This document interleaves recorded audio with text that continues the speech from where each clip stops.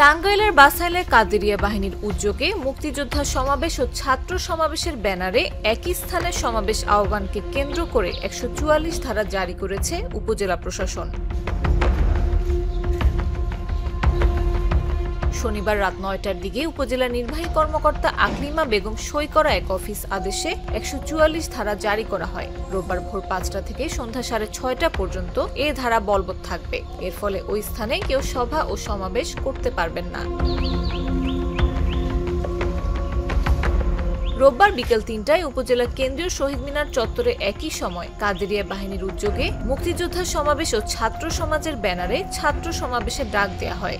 লিখিত আবেদন সূত্রে জানা গেছে, ১ সেপ্টেম্বর উপজেলা নির্বাহী কর্মকর্তা বরাবর যুদ্ধকালীন কোম্পানি কমান্ডার কাজী আশরাফ হুমায়ুন বাঙ্গাল লিখিতভাবে মুক্তিযোদ্ধা সমাবেশ করার জন্য অনুমতি চেয়ে আবেদন করেন। তিনি জেলা প্রশাসক, পুলিশ সুপার ও বাসাইল থানার ওসির কাছে অনুলিপি দেন। এই সমাবেশে প্রধান অতিথি হিসেবে উপস্থিত থাকার কথা রয়েছে কৃষক শ্রমিক জনতা লীগের প্রতিষ্ঠাতা সভাপতি বঙ্গবীর কাদের সিদ্দিকী।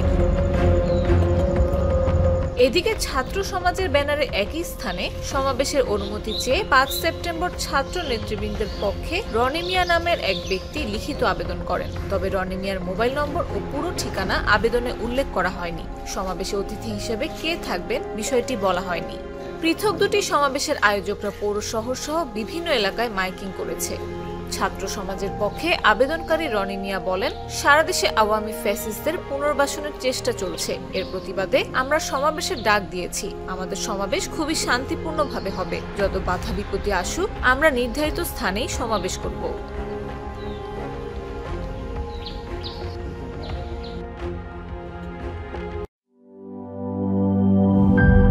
নাটা ডেলি আর পানীয়র এক অসম কম্বিনেশন ড্রিঙ্কো। চিল থাকতে চান, ড্রিঙ্কো চাবান।